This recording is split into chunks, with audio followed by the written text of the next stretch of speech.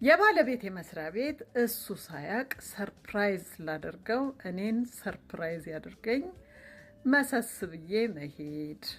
ሰዓቱ ምሳ ሰዓት ነው አለ። ጭር ብሏል።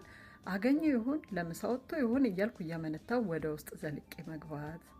ልክ የእሱ ቢሮ መስኮት ጋር ስደርስ የሆነ ድምፅ ሰማዋለች። የሳቅ ታወኝ በእናት ምናምን በቃ የፍለርቲንግ የለም እሱም ይስቃል። በቃ የሆነ እና አይኔን ጆሮ የማመናቅቶኝ ወይ እንትን ትሆናለች ከጸሐፊው ጋር እያወራ ይሆን ምናምን ብዬ እያመነታው ቀስ ብዬ በመስታወቱ አየት ትሳረጋለች። የመድኃኒት ቤት ሎጎ ይሄ ብርጭቆ ላይ ጥምጥም ያለው እባብ እንደሱ ጥምጥም ለብላበት ፈርጠጥ ብሎ ወንበሩ ላይ ቁጭ ብሎላታል አለች። ተመቻችቶላታል። ሌላ ዓለም ውስጥ ገብተዋል አለች። ተንቀጠቀጥኩ። ዘልዬ ልገባ ራሴን ገታ አደረኩኝና እንደምንም ሞባይሌን አውጥቼ መቅረጽ ጀመርኳለች። የሚሆኑትን ይሳሳማሉ። ሌላ ዓለም ውስጥ ናቸው ያሉት አለች። እንዴት እንደመጣላት ደግሞ ይህ ሀሳብ ይገርማል። ቅርጽ አርጌ ሲጨርሱ አለች እየተርበተበትኩ ሴቭ አድርጌ ከዛ ቦታ ወጣኋለች። እንደገና ልጅቷንም ለማግኘት በቃ አንድ ሱቅ ገብቼ ስካርፍና መነጽር ጥቁር መነጽር ትልቅ ገዝቼ አደረኩና ቁጭ ብዬ ጠበቅኳታለች። 30-40 ደቂቃ ወጣቻለች። ስትወጣ ተከተልኳትና እናት ላናግርሽ ፈልጌ ነበር ምናምን ስላት ምን ፈለግሽ ምናምን አለችኛለች። አይ እዛ መኪና ውስጥ ቁጭ ብለን እናውራ እስቲ ለሆነ ጉዳይ። ምን ሆንሽ ነው? እማላውቀው መኪና ውስጥ ገባለሁ እንዴ ምናምን ብላ ስትመናቀር እሺ ሻይ ቡና እያልን አንድ ነገር 5 ደቂቃ ስጭኝ አልኩኝና ልጅ ስልኬን ሳታቅ ሪከርድ ላይ አድርጌ ያንን ሻርፑን የገዛሁትን ሸፈን አድርጌ ቁጭ አድርጊያት አናዘዝኳት አለች።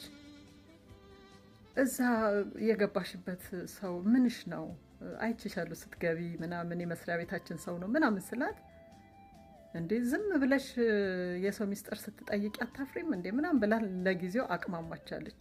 ከዛ እንደምንም እንትን ብዬ አናዘዝኳታለች። ያው ጓደኛዬ ነው ፍቅረኛዬ ነው። ያው ልጆችም 1-2 ወልጄለታለሁ። ባለ ትዳር ነው። ግን በቃ በጣም ነው የምወደው። ረጅም ጊዜያችን ነው ምናምን በቃ የማያረግልኝ ነገር የለም። ቤት ተከራይቶ ያስቀመጠኝ ምናምን በቃ በጣም የሚጠቅመኝን ኢንፎርሜሽን ሰጠችኝ። እሱንም ሪከርድ አድርጌ የባለቤቴ መስሪያ ቤትም ሳልገባ ወደ ቤት ገባኋለች።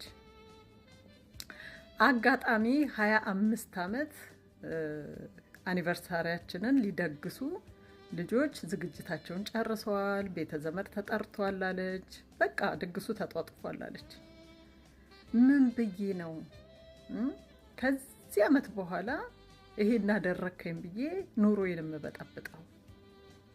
አላደርገውም። እቺ ድግስ ትለፍ፣ የልጆቼንም ሞራል አልነካ ብዬ ምንም እንዳልተፈጠራለች። ወዲያው ከ2 ወር ምናምን በኋላ ድግሱ ተደገሳለች። እንደ ፕሮጀክተር ላይ አድርጌ ሰው ፊት ላዋርደው? አይ የልጆችስ ሞራል አልፈልግም ብያለች። ያንን ድግስ እንደምንም ስጦታ ተሰጥቶን በደማቅ ሁኔታ አለች ካባ ለብሰን አከበርናለች። ከዛ በተከበረ በ2ኛው በ3ኛው ቀን እቤት ራት እፈልጋችኋለሁ ብዬ እሱንም የኔንም ዘመዶች ልጆቼንም አደረኩና እንግዲህ ከአባታችሁ ጋር ይበቃኛል፣ በቃኝ፣ በደስታ ኖሬያለሁ። አሁን ግን ግድ የላችሁም ልረፍ፣ ገዳም እየሄድኩ በቃ ከዚህ በኋላ ወደ እግዚአብሔር ተጠግቼ ኑሮዬን ልኖር መለየት እፈልጋለሁ ስላለች ቤተሰቡ እንዳለ ድንግጥ ግጥግጥግጥ።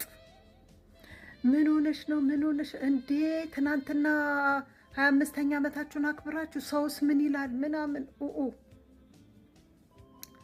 አልችልም በቃ ምክንያት የለሽም ምናምን ሲሉኝ የግዴን እንግዲህ የቀረጽኩትን ሁሉንም አሬንጅ አድርጌ ነበር። ይኸው አለቀሳሌ ተንበርክኮ ልጆቼ ሁሉ አለቀሱ። ሁሉም ሰው አለቀሰ። በቃ ለአባታችሁ የመረጠውን መንገድ እንዲሄድ መፍቀድ አለብኝ። እናንተም ነፍስ አውቃችኋል። ይበቃል። እዛ ትልቁ ድግስ ላይ አላዋረደውም ብዬ ነው። እሱ ተንቀጥቅጦ ይቅር በይኝ እየዬ በቃ ለካ ሁለተኛ ትዳር ውስጥ ነበርኩ፣ አላውቅም ነበር። በዚህ ልክ አዋረድከኝ እግዚአብሔር ይስጥ ብያለች። ልጆቼም ሁሉም በቃ አዝነው ያ ትዳር እንግዲህ በሰላም ተጠናቀቀ። እኩል ተካፍዬ ዛሬ ሰላማዊ ኑሮዬን እኖራለሁ። ገዳሜ እየሄድኩኝ ቤተክርስቲያን እየሄድኩኝ ልጆቼም 2 ቤት እያሉ እየኖሩ ነው። ነፍስ አውቀዋላለች። ግማሹ ተመርቋል። ሁሉም ቦታ ይዘዋል አለች። እሱ ዛሬ ይማቅቃል። ነርቭ ታማሚ ሆኖ ብዙ አይነት ችግር፣ ደም ግፊት ምናምን፣ ስኳር በቃ ታማሚ ሆኖ ሆስፒታል ይመላለሳል። ተጸጽቶ ተሰብሯለች። ሴትን የበደለ ወንድ ለጊዜው ደስተኛ ሊሆን ይችላል፣ ግን ይከፍላታል፣ ዋጋውን ያገኛል። በሰላም እየኖርኩ ነው እና በዚህ መልክ ትዳሬ ተጠናቀቀ ብላ እንግዲህ አንዲት ሴት ናት ረዘም አድርጋ በውስጥ የጻፈችልኝን ያጋራኋችሁ እና እባካችሁን ወንዶች ትዳራችሁን አክብሩ፣ ሴቶችም ወንዶችም ትዳራችሁን አክብሩ ለማለት ወዳለሁ። ውድድ ነው።